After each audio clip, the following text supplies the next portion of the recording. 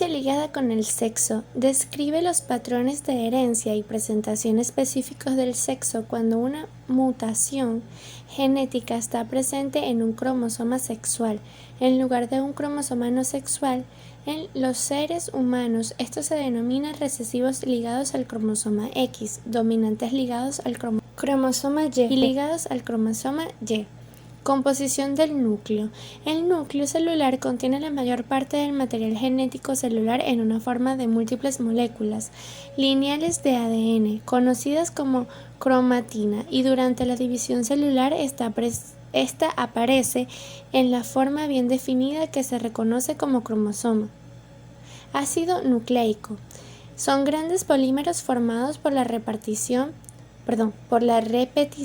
de monómeros denominados nucleótidos unidos mediante enlaces fosfodiéster.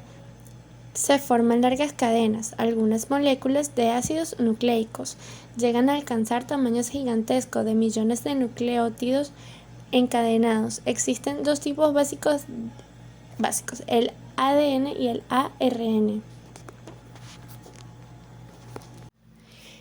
El ADN y el ARN, ¿qué son? El ácido desoxirribonucleico ADN es un ácido nucleico que contiene toda la información genética hereditaria que sirve de manual de instrucción para desarrollarnos, vivir y reproducirnos.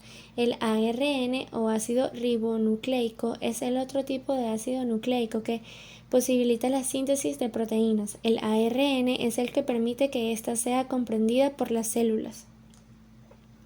Las características del ADN y el ARN. El ARN y el ADN son polímeros formados por largas cadenas de nucleótidos. Un nucleótido está formado por una molécula de azúcar ribosa en el ADN, en el ARN, o desoxirribosa en el ADN, unido a un grupo fosfato y una base nitrogenada. Las bases utilizadas en el ADN son la adenina A, la citosina C, la guanina G y la timina T. El ADN está formado por dos cadenas largas que se enrollan entre sí en una espiral. El ARN está compuesto por una única cadena con estructura lineal y de menor longitud. Síntesis de proteínas. ¿Qué es? Es un proceso demasiado complejo en el que la información genética codificada en los ácidos nucleicos se traduce en el alfabeto de los 20 aminoácidos estándar de los polipéptidos. Código genético. Es el conjunto de reglas que define cómo se traduce una secuencia de nucleótidos en el ARN a una secuencia de aminoácidos en una proteína. Mutaciones. Es el cambio al azar en una secuencia de nucleótidos o en la organización del ADN o ARN de un ser vivo que produce una variación en las características de este y que no necesariamente se transmite a la descendencia. Se presenta de manera espontánea y súbita o por la acción de mutágenos. Tipos de mutaciones. Mutaciones espontáneas, que se refieren a la evolución biológica. Mutaciones inducidas, causadas por factores externos. Mutaciones somáticas y germinales, que afectan el ADN de las células reproductivas. Por sustitución de bases, son alteraciones en las secuencias de nucleótidos de un gen y se conocen dos clases: transiciones o transversiones.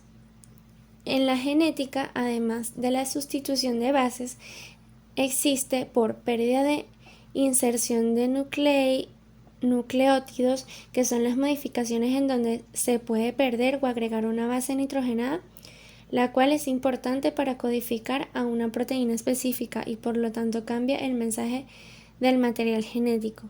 De tipo cromosómicas.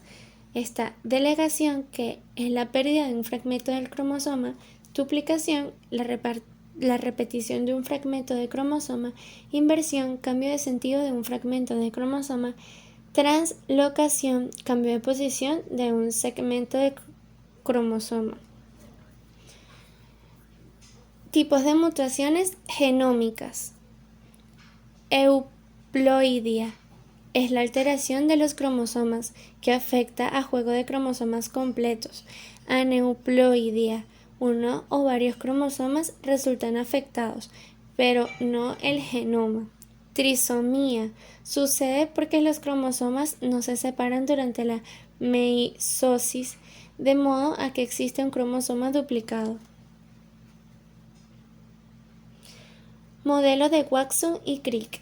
El modelo de Watson y Crick son las dos cadenas de la doble hélice del ADN que se mantienen unidas por puentes de hidrógeno entre las bases nitrogenadas en cadenas opuestas. Cada par de bases forma un peldaño en la escalera de la molécula de ADN.